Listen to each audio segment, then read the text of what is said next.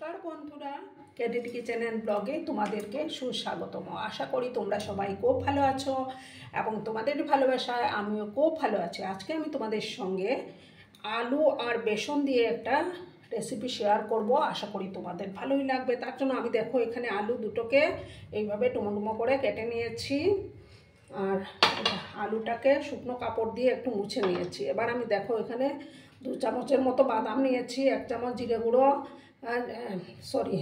গোটা জিরে নিয়েছি, 1 চামচ ধনে আর কয়েকটা গোলমরিচ নিয়েছি। এবার প্রথমে এগুলোকে আমি একটা মিক্সিং জারের মধ্যে দিয়ে দেব।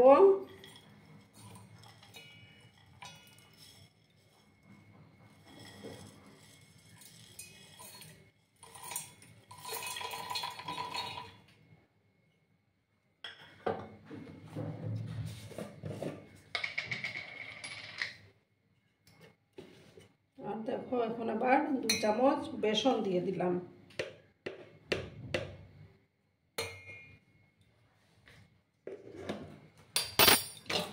দিয়ে আমি এটাকে একটা পেস্ট আমি বানিয়ে নেব শুকনো অবস্থায়। এবার আমি গ্যাসটা প্রথমে অন করে দেব, দিয়ে একটা প্যান আমি বসিয়ে দিলাম।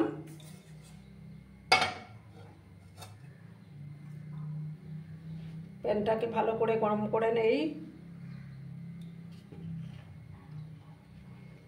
আর বন্ধুরা, ভিডিও দেখার শুরুতেই কিন্তু একটা লাইক করতে তোমরা ভুলো না। তোমরা লাইক করলে ভিডিও বানানোর উৎসাহটা অনেক গুণ বেড়ে যায় এবং আমার ভিডিওটা 10 জনের কাছে পৌঁছে যেতেও সাহায্য করবে। পুরনো নতুন সব বন্ধুদের জানাই অনেক অনেক ভালোবাসা এবং অনেক অনেক ধন্যবাদ। এবার আমি তেল দিয়ে দিলাম। আমি সাদা তেলেই রান্নাটা করে নেব। তেলটাকে প্রথমে ভালো করে গরম করে নিতে হবে।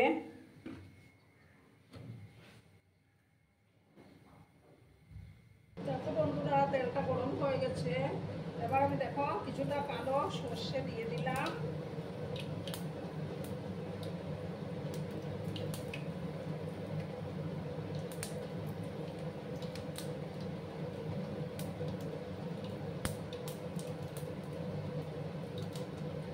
আর সামান্য একটু হিং দিলাম। এবার আমি কিছুটা কারি পাতা দিয়ে দেবো।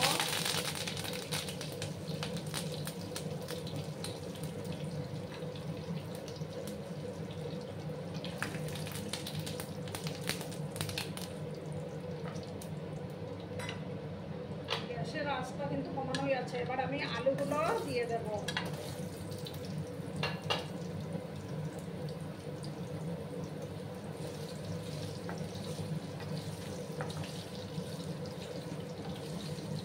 আলুগুলোকে কিন্তু একটু লাল লাল করে ভেজে দিতে হবে।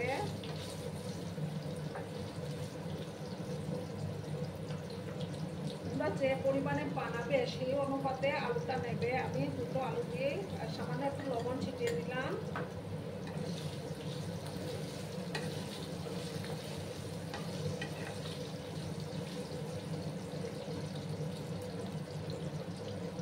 আলুগুলোকে আমি একটু লাল লাল করে ভেজে নেব। এবার আমি ঢাকা দিয়ে দিলাম আর এদিকে আমি মশলার পেস্টটা করে নিচ্ছি।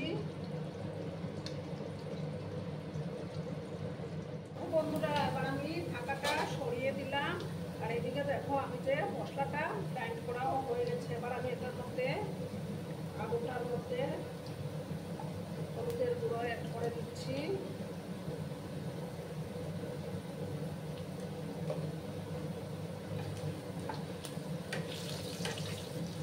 আলুটা প্রায় আমার ভাজা হয়ে আসছে।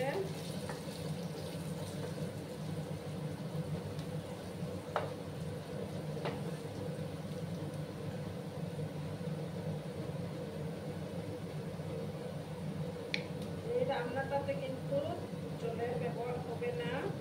দেখো ছোট চামচের 1 চামচ কাশ্মীরি লঙ্কার গুঁড়ো আমি অ্যাড করে দিলাম।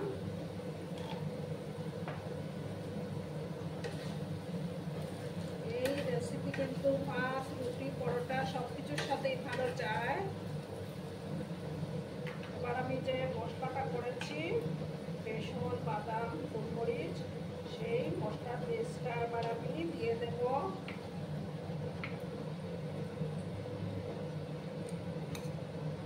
বাড়িতে অবশ্য বানিয়ে খেয়ে দেখো দুর্দান্ত লাগে।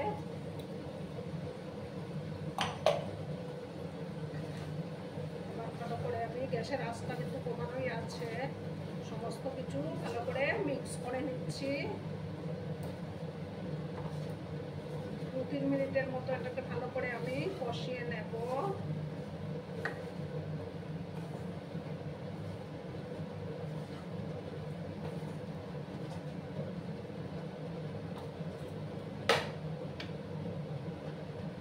আর দুটো চেরা কাঁচা লঙ্কা আমি ফাটিয়ে দিয়ে দিলাম।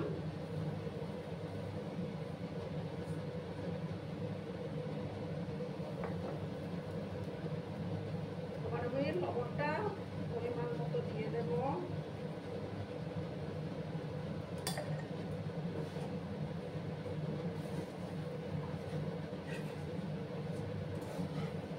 ভালো করে কিন্তু কষিয়ে নিতে হবে।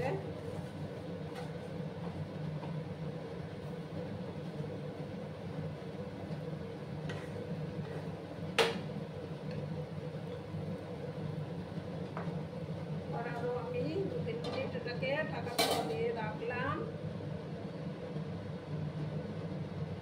বন্ধুরা এবার আমি ঢাকাটা সরিয়ে দিলাম।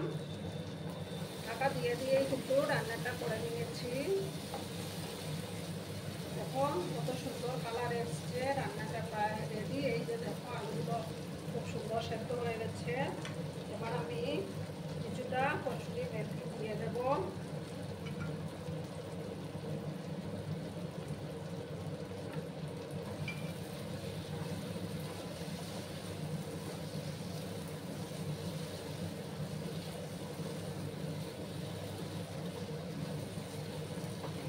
আর খুব সুন্দর একটা ফ্লেভারও বেরিয়েছে বন্ধুরা।